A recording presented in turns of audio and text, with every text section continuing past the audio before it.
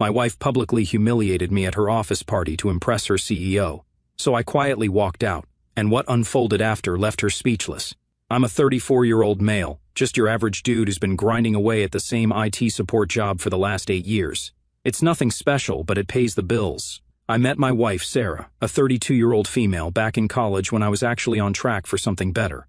I had dreams of becoming an architect and had real talent for design, according to my professors. But life happens, you know.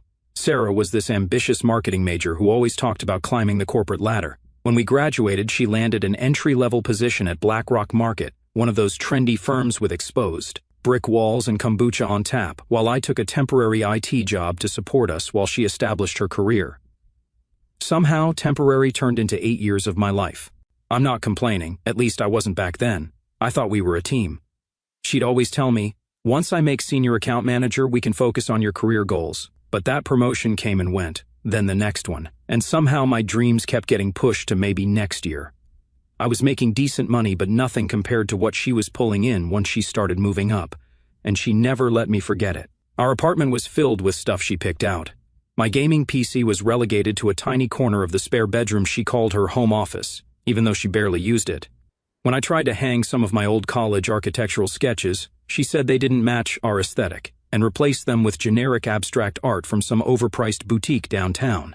So I'm standing there, adjusting my tie for like the 5th time in our bathroom mirror, getting ready for Sarah's annual office party. This wasn't just any party, it was the first one since she'd been promoted to Director of Client Relations. My stomach was in knots. These corporate things always made me feel like an imposter. "Mike, are you seriously still getting ready?" she called from the bedroom, that little edge in her voice that made me feel about 2 inches tall. "We can't be late. Jordan Billings will be there. He's the CEO, remember? I've told you like 1,000 times. "Almost done," I replied, smoothing down my new suit, the one I dropped $800 on just so she wouldn't give me that look she always did when I wore my old one. That my husband is such a project look she'd shoot to her friends when she thought I didn't notice. The whole drive there, she kept coaching me like I was a child. "Remember to mention your project management certifications if anyone asks what you do. And please, try to be more assertive than last time. You just stood in the corner like a statue." Each suggestion felt like a tiny paper cut, small but painful. "And don't bring up that Star Wars crap you're always talking about. Nobody cares about your theories on whatever those wizard people are called." "Jedi," I corrected automatically, immediately regretting it when I saw her roll her eyes. "Whatever. Just try to seem interested in marketing for once." I just nodded and promised to make her proud, like always. But inside, something was already shifting. I was tired, so damn tired, of being the supporting character in the Sarah show. The event space was at some fancy hotel downtown, all glass and modern art, with people who looked like they'd never eaten fast food in their lives. I recognized a few faces from previous functions, but mostly felt like a complete outsider, like I was wearing a costume in some play I never auditioned for. Sarah quickly spotted her colleagues and pulled me along, her hand gripping my elbow so tight I thought it might bruise. "There's Kevin's group from marketing," she whispered. "Let me do most of the talking. Just smile and nod." Things went okay at first. I smiled when I was supposed to, laughed at inside jokes I didn't understand, and kept her sparkling water glass filled. Then her boss, Ryan, approached with Jordan Billings, the CEO, and I could literally feel Sarah's nails dig deeper into my arm. "Your quarterly numbers were exceptional," Jordan said to Sarah. "We need more of that killer instinct in the company." "The way you handled the Miller account? Brilliant." She was beaming, like someone had just handed her $1 million. "Thank you, sir. I believe women need to push boundaries in this industry. We can't let the old boys club hold us back." She threw in that feminist angle she always used around her bosses, even though at home she'd make me kill the spiders and take out the trash because those were man jobs. Then the conversation shifted to some rock climbing retreat the company had organized. Several executives had participated, including Sarah. "Your wife was fearless on that cliff face," Ryan remarked to me. "What about you? Do you share her adventurous spirit?" Before I could even answer, Sarah let out this fake laugh she always used when she was trying to impress someone. "Mike? Oh God, he gets vertigo standing on a stepladder. I'm definitely the risk-taker in our marriage. He's more of a support person." A few chuckles rippled through the group, but I felt my face burning with humiliation. The CEO smiled politely. Nothing wrong with being cautious, different strengths and all that. But Sarah wasn't done. "It's beyond caution," she continued, completely oblivious to how uncomfortable I was feeling. "Remember when we had that mouse in the apartment last month?" She pantomimed, trembling, and everyone laughed harder. "He stood on the kitchen table screaming, until I got home to deal with it. I took a huge sip of my sparkling water, wishing I could just disappear. That wasn't even how it happened. The mouse had startled me and I jumped, but her version made me sound pathetic. And when we go camping, he won't sleep without an air mattress and insists on staying at sites with full bathroom facilities. Not exactly the rugged outdoorsman. She looked around at her colleagues. I swear, sometimes it's like having another child instead of a husband. But he's so good with computers. She patted my arm condescendingly. Jordan's expression changed. His eyes shifted to me with what looked almost like sympathy. Ryan cleared his throat, obviously sensing the conversation had gone too far. Actually, Ryan intervened. I was talking with Mike earlier about his architectural hobby. Those 3D designs he showed me were impressive. I hadn't mentioned any architectural hobby. I didn't even know Ryan knew my name until that moment, but I recognized he was trying to rescue me, and I felt this weird connection with this guy I barely knew. Sarah looked confused. Architecture? He doesn't. Perhaps you could send me some of those renderings, Ryan continued smoothly, cutting her off. I've been thinking about redesigning my lake house. The conversation moved on to vacation properties, but the damage was done. I stood there, feeling like my soul had left my body. I was just an empty suit, nodding and smiling, while inside I was screaming. I'd spent the last 8 years of my life supporting this woman, and she couldn't even grant me basic dignity in front of her colleagues. For what? So she could seem more impressive by comparison? The worst part was that I knew she'd expect me to laugh about it later. Oh, come on, I was just joking around. Don't be so sensitive. I excused myself to get some air, walking out to this big balcony where the cool night breeze did absolutely nothing to stop the burning humiliation inside me. I stood there staring at the city lights below, suddenly seeing everything clearly. The woman I married had just used me as the punchline to boost her own image at work, and it wasn't even the first time. Years of small comments and subtle put-downs suddenly crystallized into this painful pattern I'd been ignoring. I wasn't just the butt of tonight's jokes. I was the designated loser in the narrative she'd constructed about our relationship. Gets old, doesn't it? I turned to see Ryan standing in the doorway, 2 bottles of sparkling water in hand. He offered one to me. Thought you might need this. I accepted with a nod, grateful for both the drink and the lack of pity in his expression. Thank you, and thanks for the imaginary architectural hobby. He leaned against the railing beside me. My ex-wife did the same thing at every company event, made me the punchline to all her stories. Dave can't cook to save his life. Dave got lost driving to his mother's house. Dave couldn't figure out how to use the washing machine. He took a sip of his water. After our divorce, I found out she'd been seeing her personal trainer for 6 months. Best thing that ever happened to me. We stood in silence for a moment. Listen, he said finally, I don't know you well, but I recognize self-respect walking out of a room. That takes more courage than impressing a bunch of corporate drones who'll forget about this party by Monday morning. I didn't know how to respond, so I just nodded for what it's worth, he continued. I've been in this business 20 years. The people who last aren't the ones who build themselves up by tearing others down. That strategy always backfires eventually. He swirled his water. And between us, Sarah's promotion isn't as solid as she thinks. Jordan's been asking questions about that Miller account. I looked at him, surprised. What do you mean? Ryan shook his head. Just that the numbers don't quite add up. Nothing I can discuss in detail. He trailed off, then changed the subject. So, did you really study architecture? I nodded. Yeah, back in college. Had to drop out my senior year when my dad got sick. Medical bills wiped out the college fund. I was going to go back, but then Sarah's career took off, and it just never seemed like the right time. Ryan nodded thoughtfully. Funny how we put our dreams on hold, thinking it's temporary, and then wake up one day to realize years have passed. Yeah, I agreed, feeling a lump in my throat. Funny. The balcony door opened, and Sarah appeared. She was clearly irritated but trying to hide it with fake cheerfulness. There you are. Everyone's wondering where you went. Her eyes darted between me and Ryan, narrowing slightly. Is everything okay? Just getting some fresh air and having a fascinating conversation, Ryan replied before I could speak. Mike was telling me about his background in architectural design, really innovative perspectives. Another fictional interest, but this time it felt different, less like a rescue and more like potential. We should get back inside, she said to me, her smile not reaching her eyes. Jordan's wife was asking about you. Actually, I said, finding my voice at last, I think I'm going to head home. Her smile vanished. What? You can't leave now. We've only been here 2 hours. I'm not feeling well. It wasn't entirely a lie. My stomach had been churning since her performance inside. Don't be ridiculous, she hissed, stepping closer and lowering her voice. This is important for my career. You can manage a few more hours. Stop being so sensitive. Ryan cleared his throat. Perhaps I should give you two a moment, he said, but made no move to leave.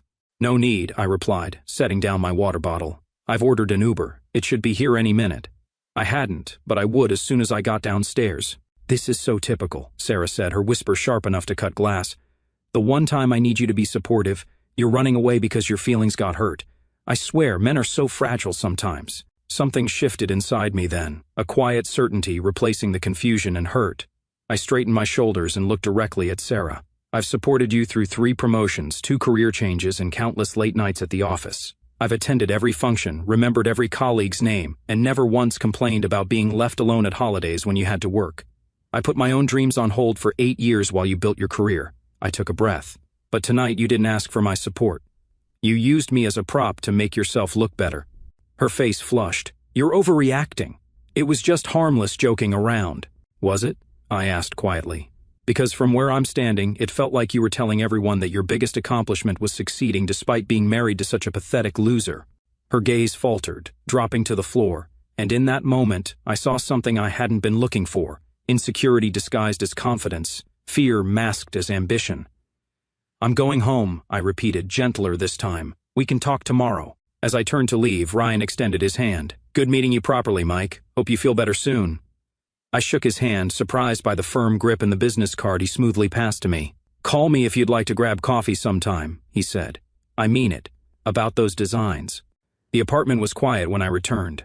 I shed my suit, the expensive costume I'd worn to fit into her world, and stood in the shower until the hot water ran cold, letting it wash away the evening's humiliation. Sleep didn't come easy. I lay awake, replaying years of subtle slights, the way she'd interrupt me when I talked about stuff I was interested in, how she'd roll her eyes when I suggested vacation ideas, the constant little improvements she wanted to make to my appearance, my speech, my hobbies.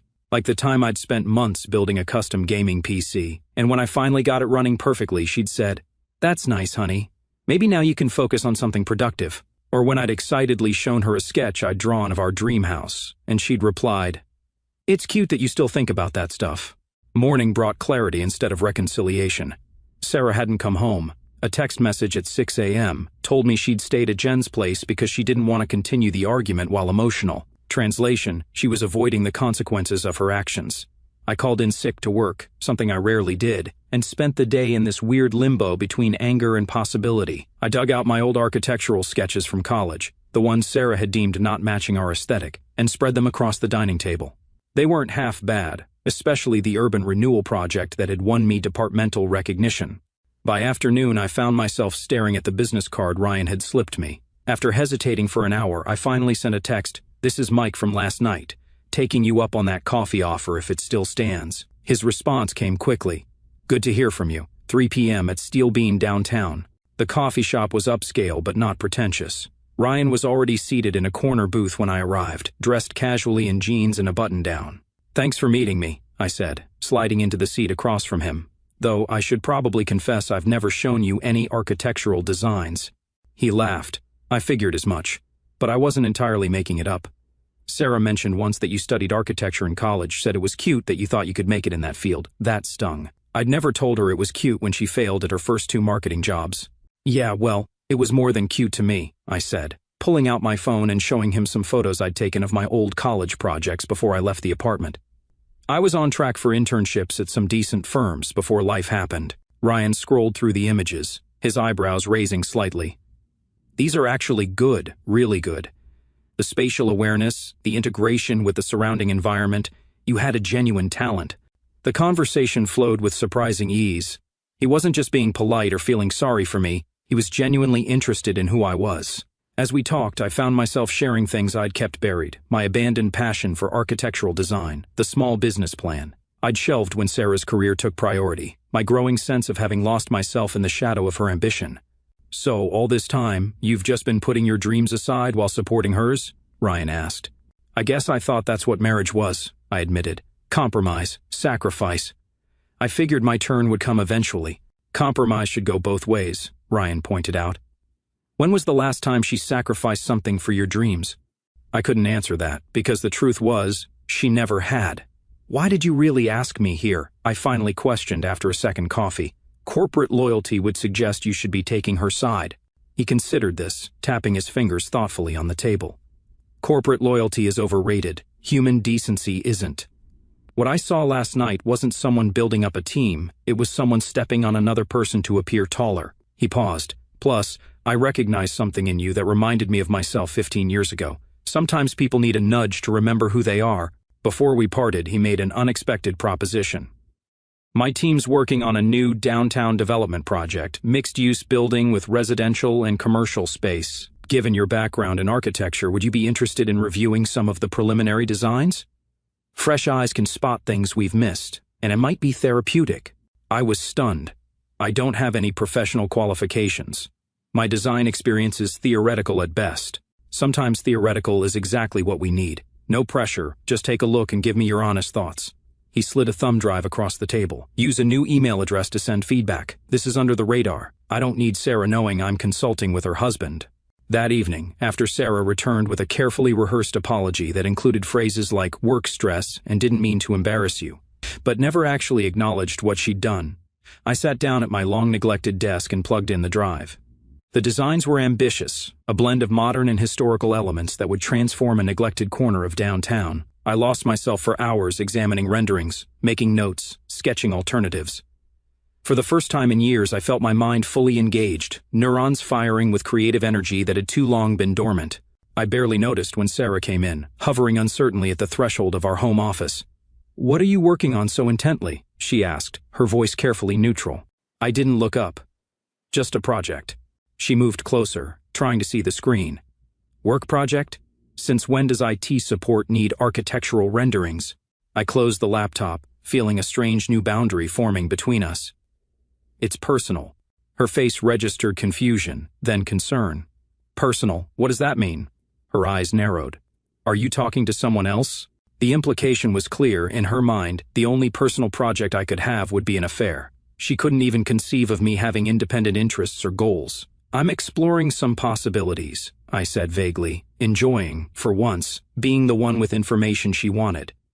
She hovered for another minute, clearly expecting me to elaborate, but I stayed silent. Finally, she retreated, and I realized something had fundamentally shifted. The apartment felt different, not because she had returned, but because I was no longer the same person who had left for the party 2 nights ago. I reopened the laptop and began drafting an email to Ryan, signing it with my name followed by architectural consultant. The title was aspirational rather than factual, but for the first time in years, the gap between the two didn't seem unbridgeable. 2 weeks passed in a strange new domestic rhythm. Sarah walked on eggshells around me, overcompensating with forced cheerfulness and sudden interest in my day. I remained polite but distant, spending evenings working on the development project rather than watching mindless television beside her. The email I'd sent to Ryan had led to a flurry of exchanges, my suggestions sparking genuine interest from the design team. What began as a courtesy review had evolved into meaningful consultation, with several of my ideas incorporated into the revised plans. "They're implementing your courtyard concept," he texted one morning. "The team wants to meet the mystery consultant, 1 p.m. tomorrow." I stared at the message, equal parts thrilled and terrified. This was no longer just a therapeutic distraction, it was becoming real. "I'm not qualified for an actual meeting," I replied. His response came immediately. "Neither were half the successful people I know when they started. 1 p.m. at the office, business casual. I'll meet you in the lobby." That evening I mentioned casually to Sarah that I had lunch plans downtown the next day. "Oh, with whom?" She tried to sound merely curious, but I caught the sharp edge of suspicion. "A potential client," I answered, not quite lying but not elaborating that her boss was my contact. "A client for what?" she asked, setting down her fork. I looked up from my plate. "I'm exploring some consulting opportunities in architectural design." Her fork paused halfway to her mouth. "Since when are you interested in architecture, and what kind of consulting?" "You don't have certifications." "I've always been interested in architecture," I said quietly. "We talked about it when we first met. I showed you my sketches." "That was a hobby," she dismissed. "You can't just suddenly decide to call yourself a consultant." "Actually, you can," I replied, "especially when people value your input." I closed my laptop and stood up. I need to prepare for tomorrow. I could feel her staring at my back as I walked away, trying to process this new version of her husband, one who had interests and ambitions beyond supporting her career. The next morning, I dressed in my best business casual outfit, Not the suit she'd picked out for me, but clothes I actually felt comfortable in. As I was about to leave, Sarah appeared in the doorway. "Who exactly are you meeting with?" she demanded, no longer hiding her suspicion. "A development team interested in my design perspective," I replied, grabbing my portfolio. The one I'd spent all night putting together, complete with my old college work and new ideas for the downtown project. "This doesn't make any sense," she insisted. "You work in IT. You've always worked in IT. I worked in IT to support us while you built your career," I corrected her. "But that was never my passion. You knew that." As I headed for the door, she called after me. "Is this about the party? Are you trying to punish me?" I paused, my hand on the doorknob. "Not everything is about you, Sarah. This is about me reclaiming something I lost." The corporate headquarters was intimidating. 60 floors of gleaming glass and steel. I adjusted my blazer in the lobby, questioning my sanity for agreeing to this meeting. What did I think I was doing, playing at being a professional in a world I didn't belong in?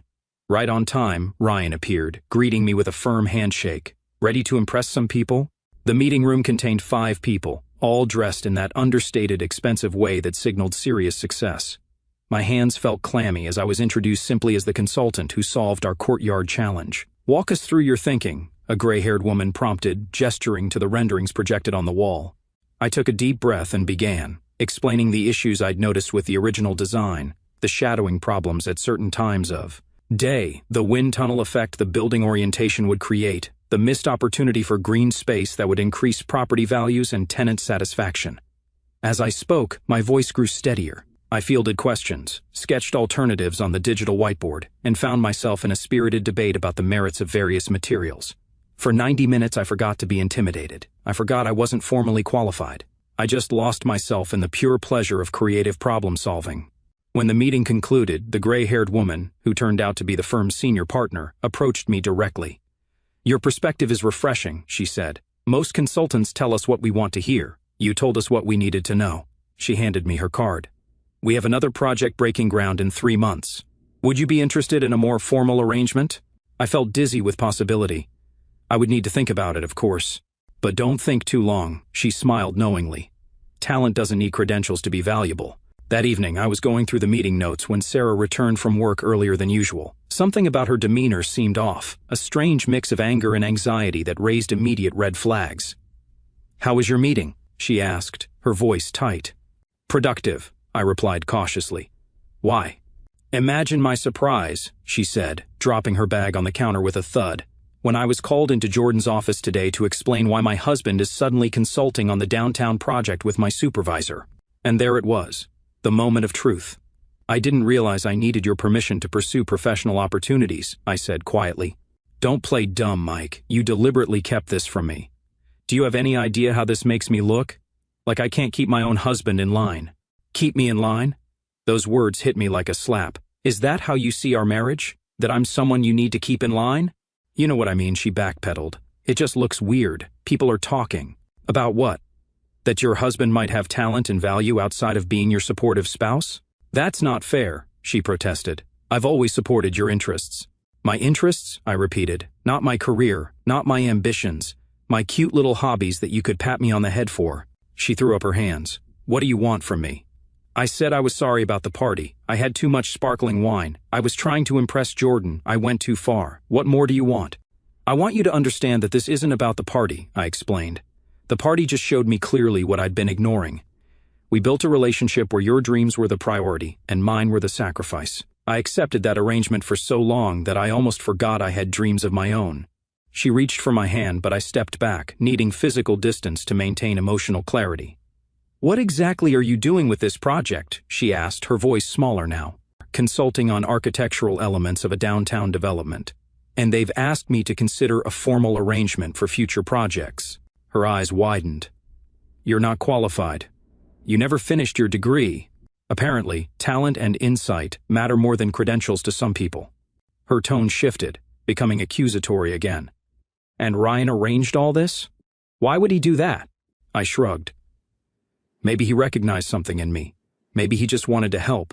Or maybe he saw how I was treated and decided I deserved better." She flinched, as if I'd struck her. "So, this is about punishing me, embarrassing me professionally as revenge." "Not everything is about you," I said quietly. This is about me rebuilding something I lost. It has nothing to do with revenge. Her anger resurfaced. You've been lying to me for weeks while meeting with my boss. How am I supposed to interpret that? I didn't lie. I just didn't volunteer information you never asked for. When did you last ask about my day, my interests, my ambitions? Not what you needed from me or how I could support you, just who I am and what I want. She opened her mouth to respond, then closed it again, realization dawning in her eyes. The next few days were tense. Sarah oscillated between fake supportiveness and passive-aggressive comments about my sudden career change. But something bigger was brewing. I could feel it in the way she'd furiously text during dinner or take hushed phone calls in the bathroom. One morning, about a week after my meeting with the design team, I received an urgent text from Ryan. We need to talk, now. Not on the phone. We met at a quiet cafe far from Sarah's office. Ryan looked grim. Sarah's trying to sabotage you, he said without preamble. She's filed a formal complaint with HR, claiming I've engaged in inappropriate professional relationships by hiring her spouse without disclosure. My stomach dropped. Can she do that? Technically, there's no rule against hiring spouses of employees for consulting work, but she's spinning it as a conflict of interest and suggesting we only hired you to curry favor with her for the Miller account. That's ridiculous, I said, feeling betrayed all over again. She knows that's not true. Of course it's not true, but she's desperate. There's something else you should know. He hesitated. The Miller account numbers, the ones we've been questioning, Sarah's been manipulating the data to make her results look better. Nothing illegal, but definitely against company policy. Jordan was already planning to audit her work next month, and now she's trying to discredit you before that happens. I realized, make it look like I'm the one with professional ethics issues. Ryan nodded grimly. Exactly. What can I do? I asked. We need evidence that your hiring was based solely on merit. Your original email critiquing our design, did you send that from a personal account that Sarah doesn't have access to? I nodded. I created a new account, like you suggested. Good. And your design suggestions predated any knowledge of the Miller account audit? I didn't even know about the Miller account issues until today, I confirmed. Ryan looked relieved. That helps. But there's another problem. Sarah's claiming you've been using insider information she brought home to gain an advantage with the project. I felt sick. She's the one who never talks about work at home except to brag. I knew nothing about this project until you showed me. I believe you, but we need to prove it. I thought for a moment. She has a personal journal. She writes in it every night, all her professional victories and strategies. If she's been manipulating data, it might be in there. Ryan frowned. I can't ask you to invade your wife's privacy. It's my apartment too, I said firmly. And if she's trying to destroy my one chance at rebuilding my career just to protect her lies, I think I have a right to defend myself. That night, while Sarah was at her emergency yoga session, which I now suspected was a strategy meeting with her allies at work, I found her journal hidden in her underwear drawer.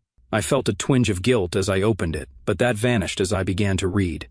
It was all there, her deliberate manipulation of the Miller account data, her strategy to keep Mike focused on supporting my career by discouragingly commenting on his architectural hobby and, most damning of all, entries from the past week plotting to discredit Ryan before he could expose her falsehoods. Ryan thinks he's so clever using Mike against me, she'd written, but I'll make sure they both regret crossing me. I took photos of the relevant pages, my hands shaking with anger and betrayal. This wasn't just about the party anymore. This was about years of calculated suppression of my dreams to keep me as her supportive sidekick. The next morning, I sent the photos to Ryan with a simple message: do what you need to do. 2 days later, all hell broke loose. Sarah came home in tears, her face blotchy with rage and humiliation. You bastard, she screamed as soon as she saw me. You went through my private journal? You gave my personal writings to Ryan? Do you have any idea what you've done? I remained calm. I know exactly what I've done. I defended myself against your attempts to sabotage my career, just like you've been doing for years. They suspended me, she shrieked, pending a full investigation of the Miller account. My reputation is ruined. Your reputation? I laughed bitterly. You mean the reputation you built by lying about your results and stepping on others? That reputation? She collapsed onto the sofa, suddenly shifting tactics. Tears flowed as she looked up at me with those manipulative eyes I once found irresistible. Mike, please, she begged. You have to help me. Tell them you misunderstood. Tell them I never meant to hurt your career. You know how important this job is to me, to us. To you, I corrected. It was only ever important to you. And you were willing to destroy my one chance at reclaiming my passion to protect your lies. I can fix this, she pleaded. I'll tell everyone how proud I am of your architectural work. I'll support your career change completely. We can move past this. I sat down across from her, suddenly feeling nothing but pity. Sarah, do you even hear yourself? Even now, you're only offering to support me because you need something. That's not how partnerships work. What are you saying? She whispered, fear replacing manipulation in her eyes. I'm saying I'm done being your supporting character. I've accepted a formal consulting position with the downtown development. I start next week. And us? She asked, her voice small. There is no us anymore, I said gently. I've already packed my essentials. I'm staying with a friend until I find my own place. You can't just leave, she cried, suddenly desperate. We can work this out. I'll go to therapy. I'll do whatever it takes. I shook my head. I've spent 8 years hoping you'd see me as an equal partner with my own dreams. It took you facing consequences for your actions to even offer that, and only because you need my help. That's not love, Sarah. That's just self-preservation. Her face hardened, the mask of vulnerability dropping away. Fine, leave. But don't think this is over. I still have friends at the company. They'll see through whatever lies Ryan fed them. They're not lies if they're backed by evidence, I reminded her. Your own words, Sarah. In your own handwriting. She stood up, her eyes blazing. You think this makes you some kind of man, sneaking around behind my back, going through my private things? You're nothing without me. Nothing. Who do you think paid for most of this apartment? Who kept us afloat when your pathetic IT job had layoffs 3 years ago? I picked up my duffel bag, surprisingly calm in the face of her rage. I guess we'll find out who I am without you. That's what scares you the most, isn't it? The idea that I might actually succeed on my own. As I reached the door, she called after me, her voice suddenly small again. Mike, please, I love you. I paused, feeling a strange mixture of sadness and freedom. I think you love the idea of me, the supportive husband who never challenges your spotlight. But that person doesn't exist anymore. The door closed behind me with a soft click that somehow felt more final than any slam could have. It's been 6 months since I walked out of that apartment, and my old life.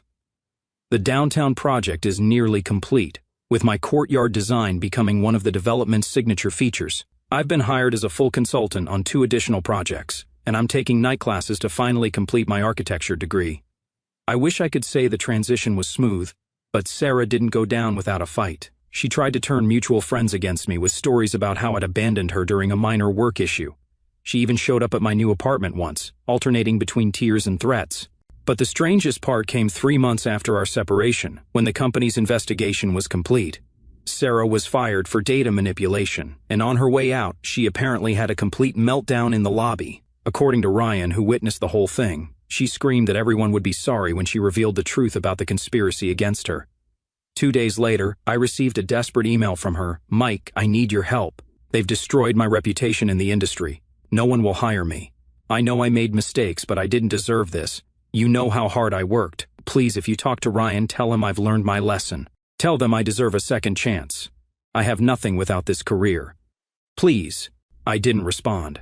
After 8 years of putting her needs first, I was finally focusing on my own path. Last week, I heard from a mutual friend that Sarah had to move back to her parents' house in Ohio. Her LinkedIn now lists her as a marketing consultant, which usually means unemployed. Meanwhile, the senior partner at Ryan's firm has offered to sponsor me for an accelerated architecture program that would complete my credentials within a year. Sometimes I feel guilty about how things ended. I never wanted revenge. I just wanted respect and the chance to pursue my own dreams.